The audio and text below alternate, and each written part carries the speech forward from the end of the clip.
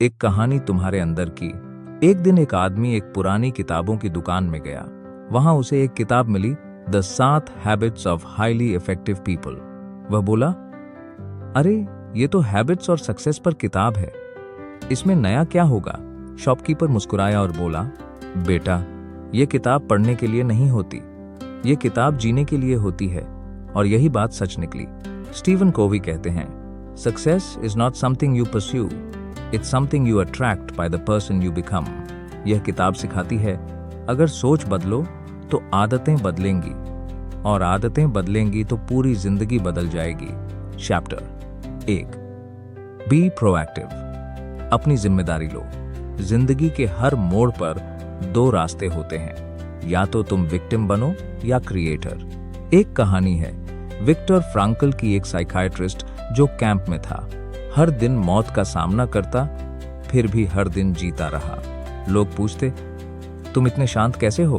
Frankel कहता, मैंने अपनी बॉडी कंट्रोल करने देता हूं, पर अपनी शौक नहीं। उसने कहा, between stimulus and response there is a space, and in that space lies our freedom. हालात हमारे कंट्रोल में नहीं होते, पर रिएक्शन हमारा होता है। रिएक्टिव लोग कहते हैं, मैं क्या कर सकता हूं? प्रोएक्टिव लोग कहते हैं, मैं क्या करूंगा। You are not the product of your circumstances, you are the product of your decisions. Chapter 2, begin with the end in mind. अंत को सोचकर शुरुआत करो। आंखें बंद करो और सोचो, अगर आज तुम्हारा फ्यूनरल हो, लोग क्या कहेंगे? उसने पैसा कमाया या उसने दिल जीते?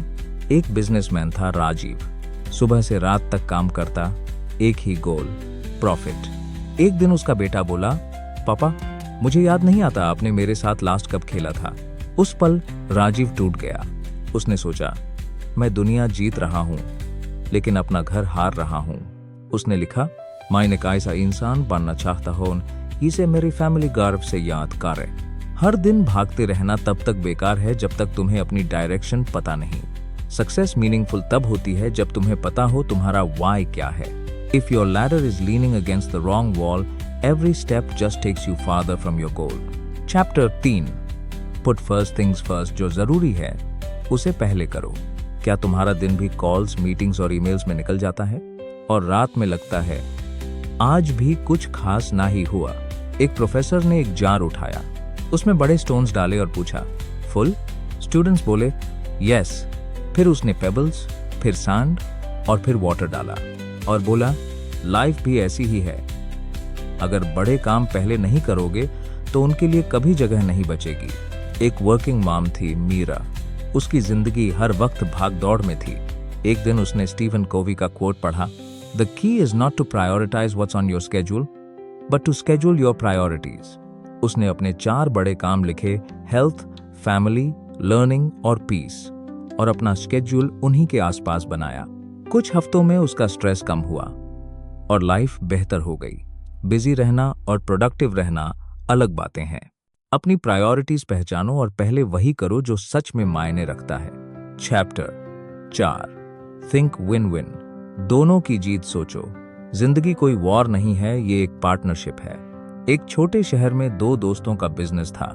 एक चाहता था प्रॉफिट, दूसरा फेम। दोनों के ईगो टकराए और बिजनेस गिरने लगा। फिर एक दिन उन्होंने लिखा, अगर हम दोनों साथ जीतेंगे तब ये बिजनेस जिंदा रहेगा। उन्होंने प्रॉफिट और रिस्पॉन्सिबिलिटी बराबर बांट ली। अगले साल बिजनेस 3 गुना बढ़ा। विन विन माइंडसेट का मतलब है, मैं सिर्फ अपनी नहीं, सबकी जीत चाहता हूं। कंपटीशन की जगह कोलैबोरेशन रखो। In the long run, if you don't think win win, you lose anyway. Chapter 5, seek first to understand, then to be understood. पहले समझो फिर समझाओ। जिंदगी की सबसे बड़ी प्रॉब्लम यह है कि लोग सुनते हैं जवाब देने के लिए, समझने के लिए नहीं। एक पिता और बेटा रोज झगड़ते थे। बेटा चिल्लाता, आप मुझे समझते ही नहीं। पिता हर बार समझाते, मैं तुम्हारा भला चाहता हूं। एक दिन पिता ने तय किया,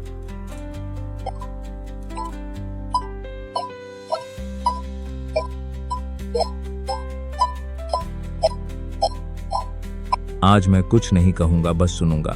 मारे तीन पिता ने तय किया, कोई बात करके बाधा ता करके बात करके मर इस गरुड़ पर करके बात करके, कोई बाधा ता करके बात करके मर इस गरुड़ पर करके। उसने अपने ईगो को साइड में रखा और बेटे को सच में लिसन किया। बेटा पहली बार अपने दिल की बातें खोलकर बोला। रात तक दोनों रोए और गले लग गए। लिसनिंग एक स्किल नहीं, एक आर्ट है। जब तुम सच में सुनते हो, सामने वाला खुद खुल जाता है। People don't care what you say, they care how much you care. Chapter 6 Synergize teamwork से कमाल करो। एक अकेला इंसान एक नोट बजाता है, लेकिन पूरी टीम मिलकर सिम्फनी बनाती है। 1960 में नासा ने घोषणा की, हम इंसान को मून पर भेजेंगे। एक जैनिटर झाड़ू लगाने वाला से किसी ने पूछा, तुम क्या कर रहे हो? वह मुस्कुराया और बोला, मैं इंसान को चांदा भेजने में मदद कर रहा हूँ। टीम में डिफरेंसेस होना जरूरी है, क्योंकि जब हम डिफरेंसेस को स्ट्रेंथ में बदलते हैं, तभी सिनर्जी पैदा होती है। Synergy is not about thinking alike, it's about thinking together. Chapter 7 sharpen the saw. अपने आप को निखारो। एक वुड कटर रोज पेड़ काटता था। शुरू में आसानी से काटता, पर धीरे धीरे मुश्किल होने लगी। किसी ने कहा, अपनी सॉ तेज कर लो। वो बोला, मेरे पास टाइम ना ही है। और यही गलती हम सब करते हैं। हम काम तो करते हैं, लेकिन खुद को रिन्यू नहीं करते। अपनी बॉडी, माइंड, हार्ट और स्पिरिट को रोज शार्पन करो।